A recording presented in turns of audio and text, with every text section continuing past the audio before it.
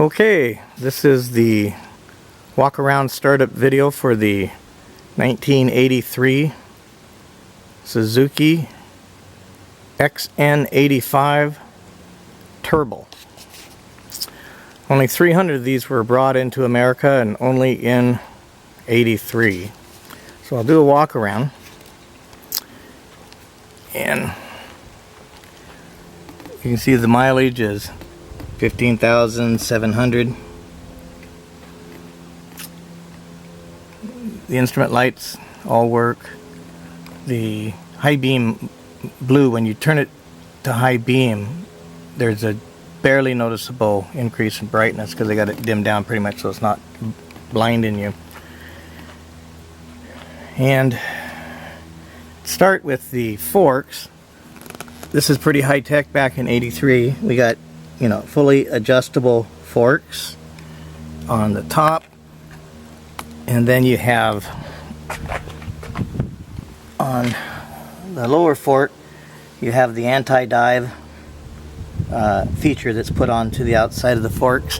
And this, when you're doing a brake flush or a brake flush, you also have a flush point here as well as on the caliper, and that's on both sides. Some of the other nice features is it has a huge oil cooler for helping with the heat of the turbo, and you have adjustable on the fly suspension to go from hard to soft on the monoshock on the rear.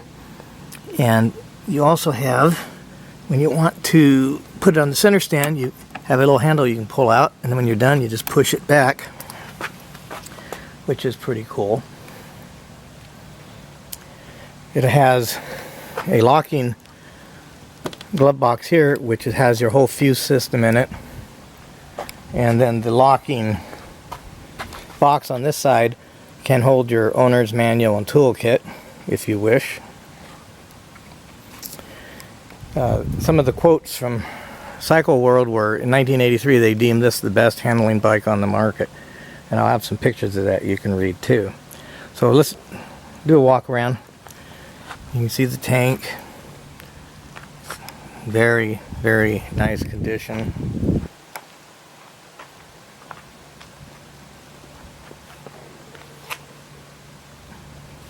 And also on the inside of the tank you can see that there is no rust. I got a B here. There's no rust or condensation or anything in the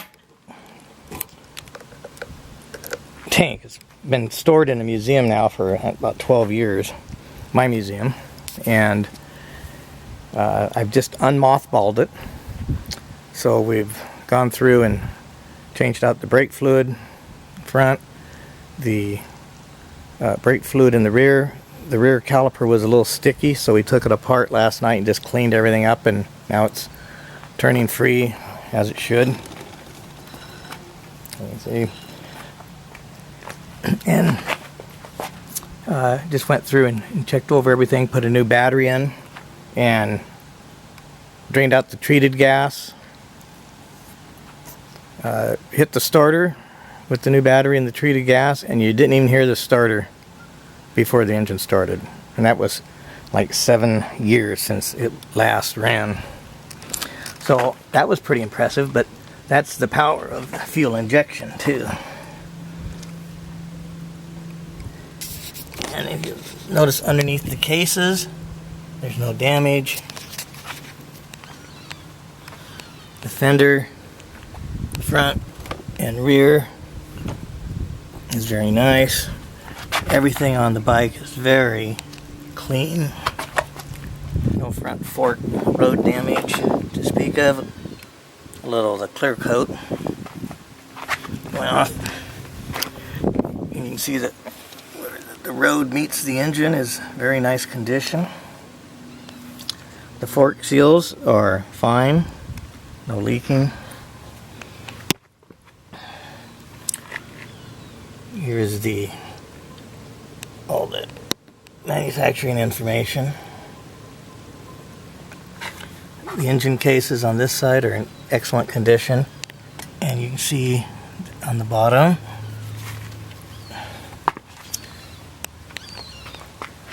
the front fairing works very well.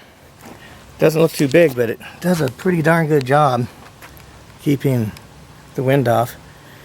And then you'll note that the turbo on the front of the fairing they've put on backwards, so when somebody's looking in the rear mirror, they'll read turbo correctly and go, oh my god, I gotta get out of the way. You can see the instruments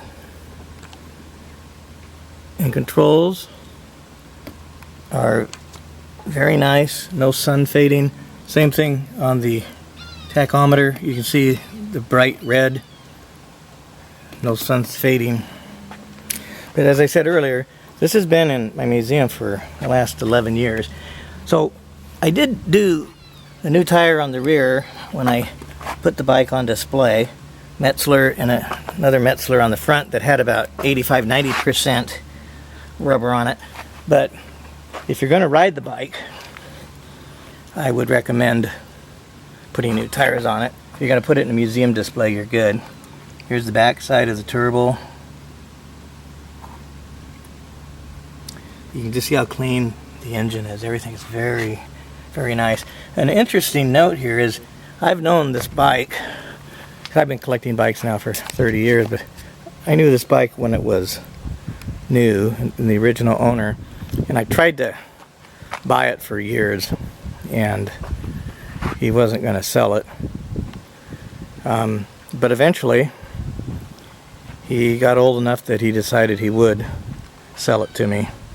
And an interesting note here is if you look on the passenger seat, you might see a little ring here.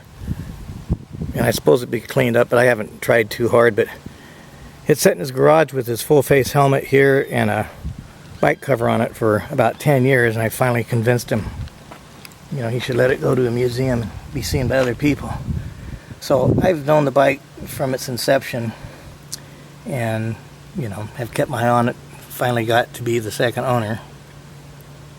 But you can see just how nice the black chrome exhaust is. There's no damage on the bottom. I do have a battery tender hookup so you can keep the battery charged because it's a new battery. You can also plug an electric gear to that, run like electric vest or gloves if you wanted to. Another interesting note is that for the first, I'm not sure, 5-6 years that I had the bike, I didn't bother title and licensing it in Oregon. It was an Oregon titled bike, and I live in Oregon, but I didn't bother title and licensing it because I hate giving the DMV any money because they're such a bunch of greedy individuals. Anyway, but about 6 or 7 years ago, you started being able to get what they call here the special interest plate. And for bikes that are over 25 years old and have some aspect of special interest, you can pay a one-time fee of $112 and the plate is good for the rest of your life. You never have to renew it. They have some restrictions, like you can't use it for daily work and whatnot, but so I will say on that special interest plate that if the buyer is an Oregon buyer, and if anybody lives in Oregon and they want to see the bike in person, just get in touch with me and you can certainly come out and look at it. But if the buyer who buys the bike lives in Oregon, the special interest plate will go with the bike. If the person is out of state, then I will keep the special interest plate and just put it on one of the other bikes in my collection. So here you can see a little boot wear from the mileage that it's been used. And you got the original stickers for tire pressures and whatnot. But you just check everything out. It's just very, very nice condition. Okay, and I'll start it up. And this might be a little awkward because I got to hold the clutch in and hit the starter, so the video may seem a little bit weird.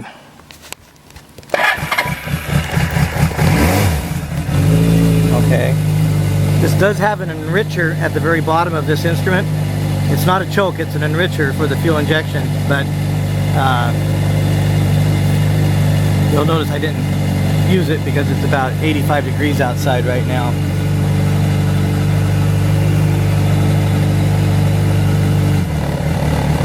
So it'll take a little while for it to warm up.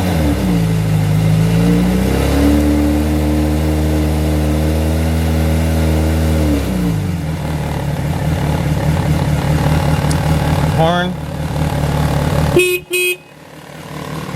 There's low beam, high beam,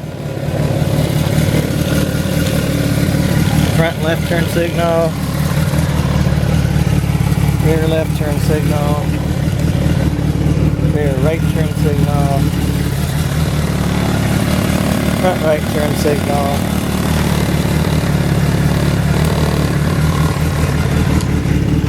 tail light, brake light. So all electrics work. And again, this is just one of 300 that came to America, and 83 was the only year they produced it. The good part though is a lot of the other mechanical parts of the bike, like, you know, tires, chains, sprockets, handlebars, all this other stuff, are common components that Suzuki put on other bikes in that same time era. So really the only issue is that's unique today is the turbo. And there's a place called Pop Shop Turbo, and if anybody is interested, I can give you their information. But they've rebuilt a couple turbos in the past for me on one of my Yamahas and an old CX500 Honda, and they do an excellent job. So that's it.